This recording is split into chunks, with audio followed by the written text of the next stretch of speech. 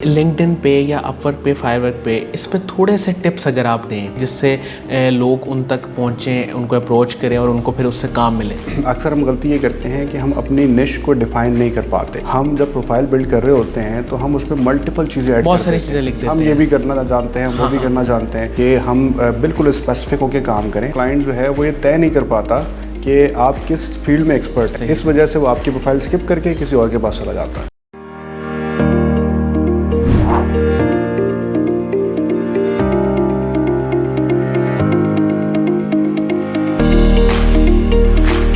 السلام علیکم ناظرین، شیئرنگ آف پروفیشنل وزڈم کے ساتھ میں ہوں آپ کا میزبان علی رحمان خالد. ناظرین، سوچ بدلے گی تو پاکستان بدلے گا اور زندگی میں روشنی بنو. اسی پیغام کے ساتھ ہم ایک بار پھر حاضر خدمت ہیں. آج جو مہمان ہمارے ساتھ موجود ہیں وہ CEO ہیں ہادیہ لرننگ کے. یہ ایک ایسا ادارہ ہے جو بہت سارے کورسز پہ کام کر رہا ہے، خاص طور پہ انوویشن اور ٹیکنالوجی کا بلینڈ ہے. اس میں فری لانسنگ کے بہت سارے کورسز ہیں اور خاص طور پہ اس میں یہ بھی بتایا جاتا ہے کہ اگر آپ ایک فری لانسر ہیں تو آپ اپنے سکلز کو کس طرح بیچ سکتے ہیں، how to sell your skills. تو اس طرح کے بے شمار چیزیں ہیں، چھوٹے چھوٹے ٹاپکس ہیں، سافٹ سکلز ہیں جس پہ یہ ادارہ کام کر رہا ہے. اس میں ویب ڈیولپمنٹ بھی ہے، IT سے ریلیٹڈ کافی ساری چیزیں ہیں. تو ہم ان سے جانیں گے کہ انہوں نے اس ادارے کا خواب کیسے دیکھا، اس کا ویژن کیا ہے اور کرنٹ اس کے پروجیکٹس کون کون سے ہیں جس پہ یہ کام کر رہے ہیں. السلام علیکم حنین زیدی صاحب، کیسے ہیں آپ؟ وعلیکم السلام، الحمدللہ. سر، آپ ماشاءاللہ سے CEO ہیں ہادیہ لرننگ کے. میں آغاز میں یہ جاننا چاہوں گا کہ اس کو بنانے کے پیچھے اور اس کا ایک ویژن مشن کیا تھا؟ میں آپ کو مختصراً جو ہے وہ اس کے آغاز کے بارے میں بتاؤں. میرا اپنا تعلق جو ہے وہ IT سے ہے اور تقریباً 15 سال مجھے ہو گئے ہیں پروفیشنل کمپنیز میں کام کرتے ہوئے. میں نے دنیا کی بڑی کمپنیز میں ایز اے پروجیکٹ مینیجر اور پروگرام مینیجر کام کیا ہے. سسکو سسٹمز جو ہے وہ ایک امریکن کمپنی ہے، اس میں نے 5 سال کام کیا ایز اے پروگرام مینیجر. اور اس کے بعد ہواوے جو کمپنی ہے اس میں ایز اے پروجیکٹ مینیجر کام کیا. کئی کنسلٹنسی جو ہے وہ پروجیکٹس کیے دنیا کے مختلف ممالک میں اور پاکستان میں بھی. تو میرا پورا بیک گراؤنڈ جو ہے وہ IT سے ریلیٹڈ ہے، IT انوویشنز ہے، آٹومیشن ہے، اسی پہ میرا جو ہے وہ سارا کام ہے، پروجیکٹ مینجمنٹ ہے. لیکن اس کے ساتھ ساتھ جو دوسرا پہلو ہے وہ یہ ہے کہ مجھے 20 سال ہو گئے ہیں سوشل سیکٹر میں، یعنی فلاحی کاموں میں. صحیح.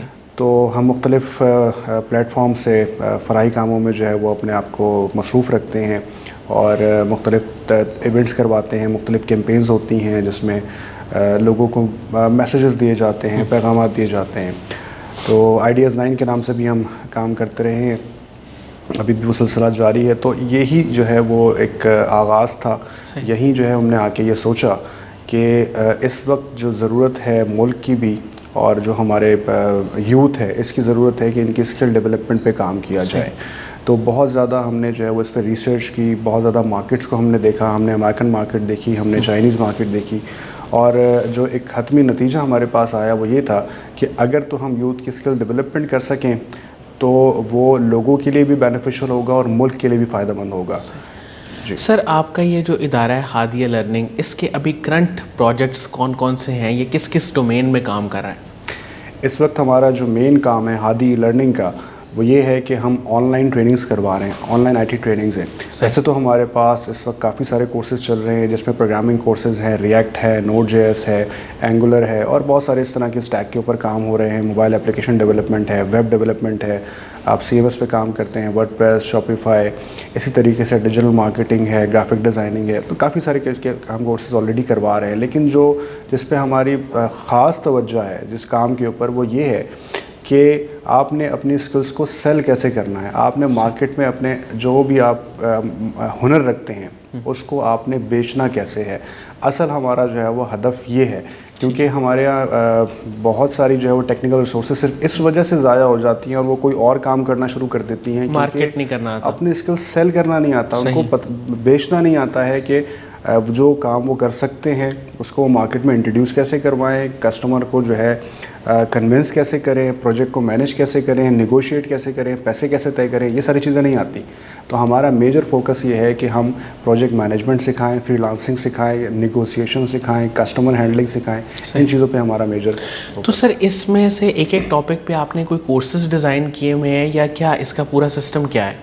اس کا سسٹم یہ ہے کہ ہم فری لانسنگ کا ایک بڑا بریف سا ایک کورس کرواتے ہیں اور اسی میں جو ہے فری لانسنگ آتی ہے, اسی میں جو آپ کے پلیٹ فارمز ہوتے ہیں, مثال کے طور پہ بہت معروف پلیٹ فارم ہے اپ ورک ہے, فائیور ہے, اسی طرح سے لنکڈن پہ کس طرح سے آپ نے اپنے آپ کو مارکیٹ کرنا ہے. لنکڈن ایک بہت بڑا پلیٹ فارم ہے.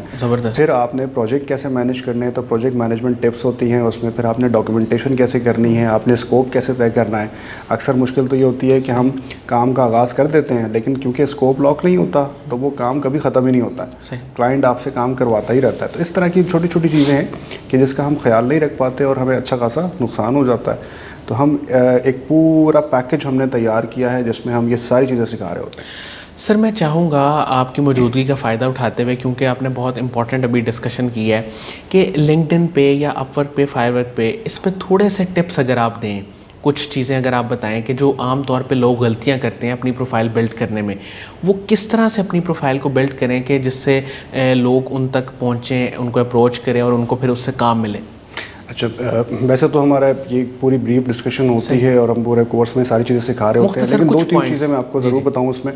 وہ یہ ہوتا ہے کہ اکثر ہم غلطی یہ کرتے ہیں کہ ہم اپنی نش کو ڈیفائن نہیں کر پاتے. ہم جب پروفائل بلڈ کر رہے ہوتے ہیں تو ہم اس پہ ملٹیپل چیزیں ایڈ کرتے ہیں. ہم یہ بھی کرنا جانتے ہیں, وہ بھی کرنا جانتے ہیں. تو جب ہمیں کوئی پروفائل ہماری وزٹ کرتا ہے نا, تو وہ یہ طے نہیں کر پاتا کہ میں نے اس سے کام کون سا کروانا ہے. صحیح.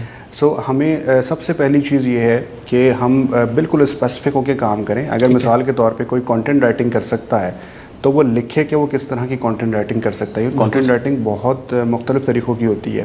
بک رائٹنگ الگ ہوتی ہے, کاپی الگ ہے, اور بہت ساری چیزیں اس میں شامل ہوتی ہیں. اسی طریقے سے اگر آپ ڈیجیٹل مارکیٹنگ کرتے ہیں تو آپ کو مینشن کرنا پڑے گا کہ آپ سوشل میڈیا کے ایکسپرٹ ہیں, آپ جو ہے وہ SEO کر سکتے ہیں, آپ ای میل مارکیٹنگ کر سکتے ہیں. یہ آپ کو مینشن کرنا ہوتا ہے. آپ اسپیسیفک اپنے اسکلس نہیں بتاتے, عام طور پہ یہ غلطی ہوتی ہے. بہت ساری چیزیں جنرلی لکھ دیتے ہیں جس کی وجہ سے کام اگر آتا ہے تو وہ ایک ہی بندہ آپ کو بہت لمبا لے کے چلتا ہے. پھر اسی طرح سے ہوتا ہے. اور پھر یہ ہوتا ہے کہ کلائنٹ جو ہے وہ یہ طے نہیں کر پاتا کہ آپ کس فیلڈ میں ایکسپرٹ ہیں. صحیح. اس وجہ سے وہ آپ کی پروفائل اسکپ کر کے کسی اور کے پاس چلا جاتا ہے. ٹھیک ہے.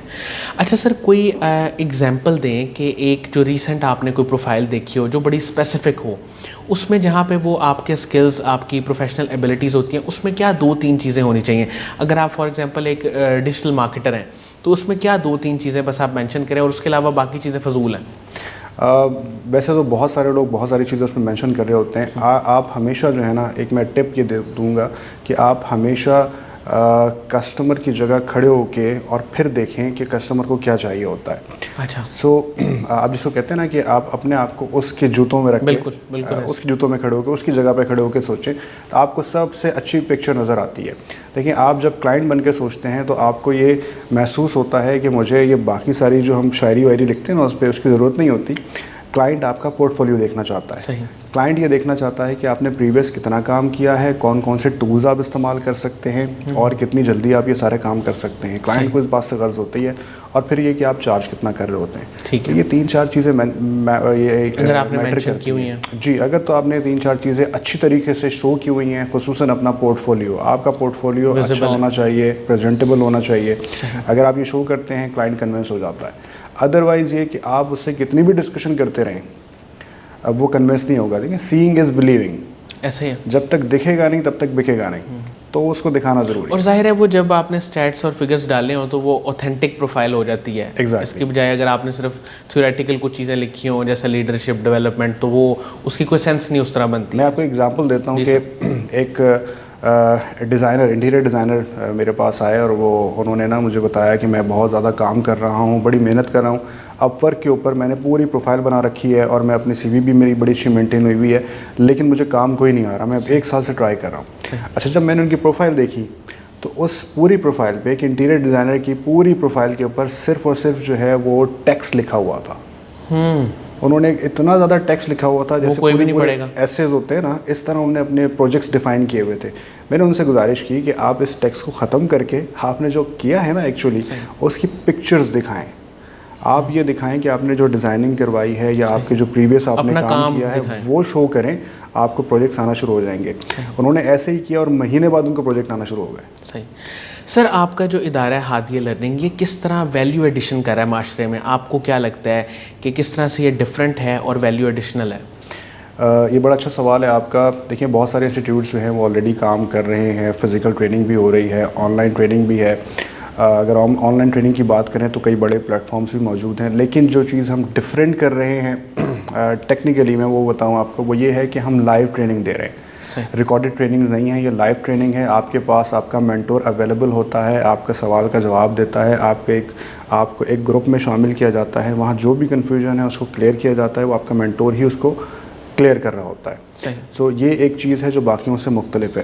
جہاں تک بات ہے ویلیو ایڈیشن کی, تو میں تھوڑا سا اس نقطے پہ بھی جو ہے وہ زور دوں گا کہ اس وقت جو ہے وہ سب سے بڑی مشکل ہماری اگر ہم پاکستان کے تناظر میں بات کریں تو وہ یہ ہے کہ ہمارے پاس جو ڈالر ہے اس کی کمی ہے. ہمارے پاس زر مبادلہ کے ذخائر جو اتنے نیچے چلے گئے ہیں کہ ابھی ڈیفالٹ کا خطرہ تھا, اور اس طرح کے خطرے ہمارے سر پہ منڈلاتے رہتے ہیں.